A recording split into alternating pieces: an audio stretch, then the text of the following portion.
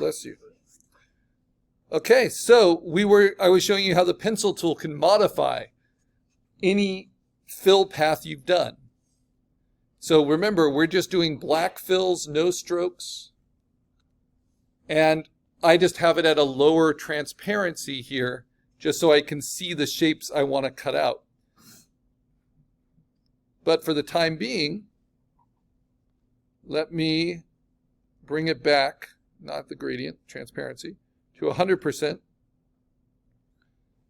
And I'm just going to turn off my sketch and click off of it so I don't see the anchor points anymore, and see where I want to smooth it out. And how do I do that? I can use the pencil tool. To do that, I have to see the anchor points first. So I have to hold down Command, click on it so I can see the anchor points. Once I see the anchor points, I can draw through them in a more fluid motion. It's like connecting the dots, and then it will redraw it. But maybe that's too smooth, right? So then I can double click on the pencil tool and change its smoothness versus accuracy and try it again.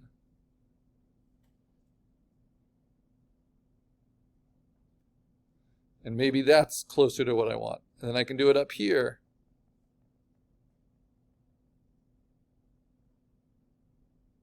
Again, this is for that kind of hand-drawn look. I can get that precise shape that looks more organic.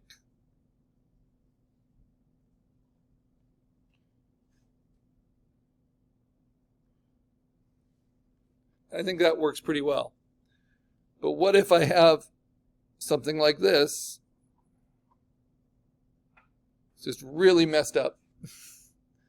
And I have trouble drawing it the way I want.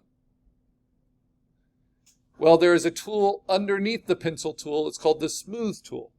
It's made to look like a blender for those of you who use charcoal. So if you use the smooth tool and you can see the anchor points, you can just brush over them and it will average out your anchor points. So you don't need to start and stop on the path. You just need to kind of hit it where the anchor points are, and it will average them out. Now, if you overuse the smooth tool, it will start to look really soft. It'll look like pasta, right? But it can be really helpful when you just need a little bit of refinement. All right. So you get to pick what your favorite tools are. My favorite by far is the pencil tool, but it does take a little bit of a sure hand. And it depends on your taste in graphics. Maybe you want to build this all with just shape tools so you can get it just dead on, clean and exact. So I had this approach, which is basically just one shape, one vector, all controlled with the pencil tool, versus all these layered shapes together using the shape tool. If I turn on my sketch, what if I add to this with the pencil tool? So I'm just going to draw.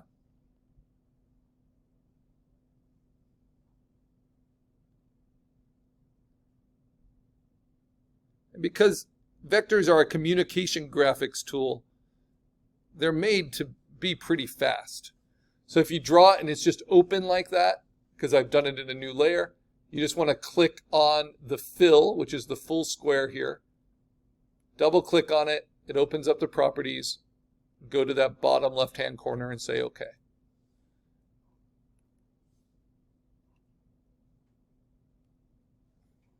Till it sticks. Now I'm going to draw another one. But remember, you got to close the path. Going to end where you start. We don't want open paths. They're a lot harder to control. And then whatever the last color you filled with, it's going to be right there. So you can just click it as your default. And then I'm going to do this shape. So it was started with shape tools and then augmented with the pencil tool. But the problem is it's made up of a ton of different fill paths. So a lot of yours will look like this. So I'm going to show you a really wonderful tool. It's called the Pathfinder that will merge your different vector shapes together. And unlike Photoshop, when I told you don't merge your vector shapes because then it would rasterize them, there is no rasterizing in a vector program, right? So when we merge them all together, they just become one shape with anchors on the outside. So this tool, which is the key to professional practice in Illustrator, is called the Pathfinder. It's a weird name, but remember, these are paths that we're making. So the Pathfinder allows you to merge paths or subtract paths or do things with overlapping paths. So the ones we use the most are the first one here, merge, and then the second one we use the most is the subtract. We just keep it really simple. But if I do the overlap, watch what happens. Nothing too much, right? But if I do the merge and I have all of these selected, it will just put them all into one path. So now when I select it with the small selection tool, you'll see it only has anchors on the outside, which means I can redraw it. I can do anything I want. So for instance, let's take its transparency down so I can see inside it, right? And now let's use the pencil tool, and I'm going to use it right in the middle setting, halfway between accurate and smooth. And now I'm going to draw the cutout of this plant again, bless you. And it's okay if I don't get it perfect, because I can always control each anchor point again after the fact.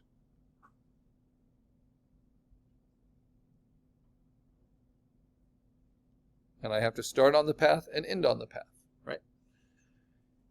Okay, now how can I do that for the insides? These shapes I want to cut out. I can draw them easily enough with the pencil tool.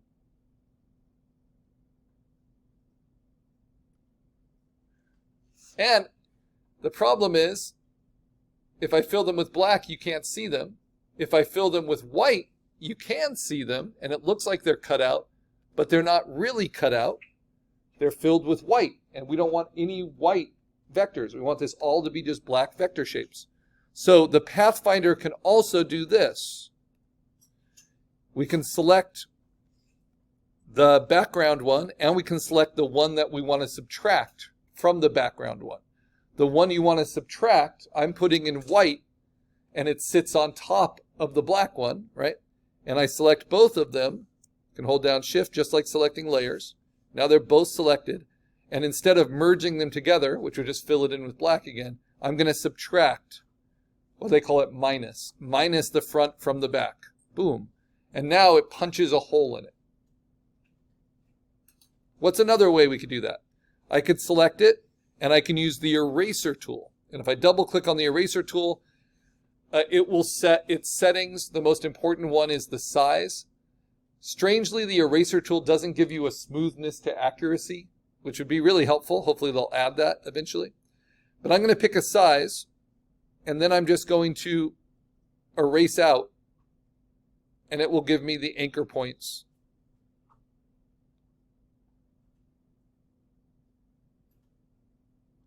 Just like I'm cutting through this paper, punching holes in it.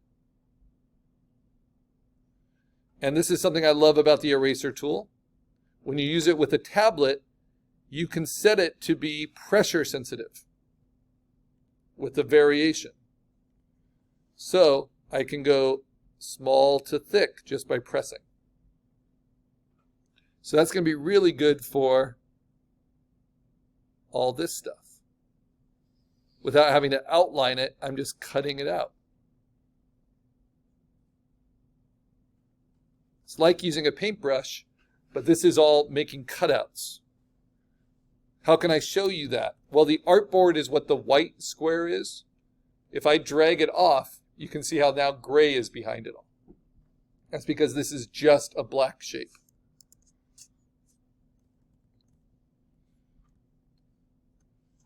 So I'm going to continue it with the eraser, with those settings.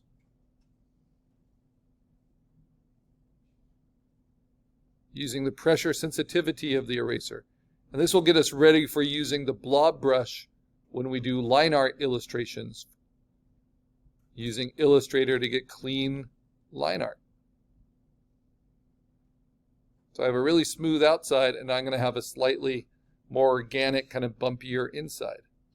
Because the one thing you can't do with the eraser tool is set it to be smoother. So because of that, notice all the anchor points it's making. So many. But once it's done, I can then go in and use the smooth tool if I want to limit some of those.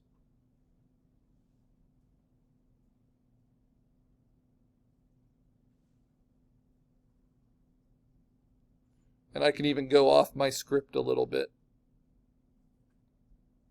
So I'm feeling like I have a lot of control.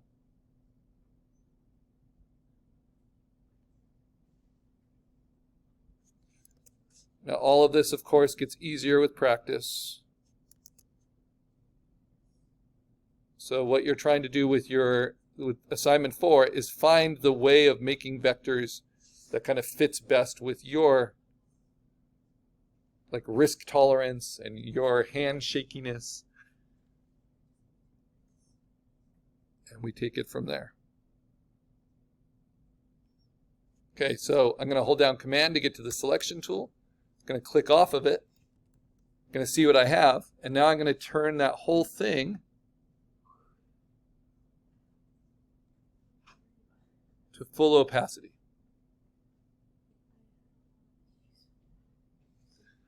Now, why didn't it turn the inside? Well, as I cut it around it with the eraser tool, what happens? Each of these become their own individual paths. Because a fill path needs to be a shape, right? An end-to-end shape. So all of those are now in my layers. So how can I get those all to be black? I have to select them all, but I can select them all by holding down Shift and then turn them all to 100%. And now I can turn off my sketch and I can see what I have. And you can see it looks pretty sloppy, but this gives me something to work with. So how can I clean it up? Well, my favorite is the pencil tool. Hold down Command till I can see the anchor points. And then just draw it a little bit with more intention. And I can use the smooth tool when there's just a lot of anchor points and they don't need to be there. Hold down Command, select, use the smooth tool.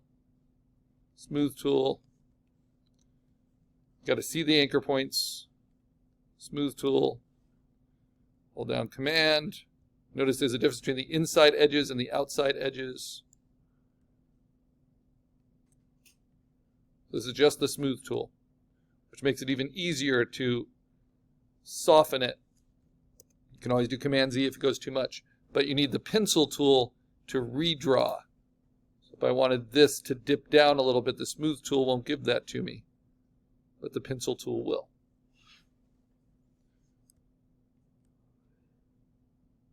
If I want this inside to taper a little bit more like a boomerang, that's what the pencil tool can do.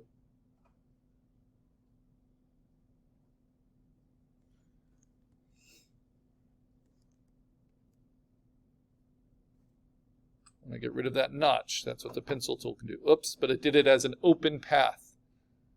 So it created a new path. So I have to say Command Z. That's what's annoying. It's all about precise clicking. Starting on the path, ending on the path for it to redraw. Because you don't want just a whole lot of paths you don't understand. Then I can use the smooth tool, kind of average them out.